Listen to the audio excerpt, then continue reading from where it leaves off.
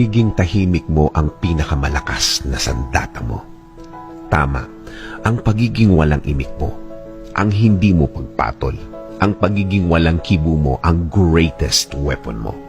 Habang patuloy ang pagsira ng ibang tao sa'yo, akala nila mahina ka, akala nila wala kang kalaban-laban, akala nila para kang hangin lang.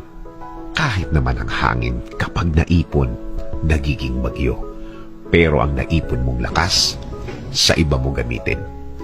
Gamitin mo ang naipon mong lakas sa diretsyong gawa, diretsyong trabaho.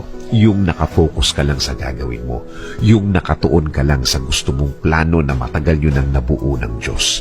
Ayaw din kasi niyan nawawala ka sa focus. Gusto pa din niya na hindi ka mawawala sa focus. Hindi nawawala ang concentration.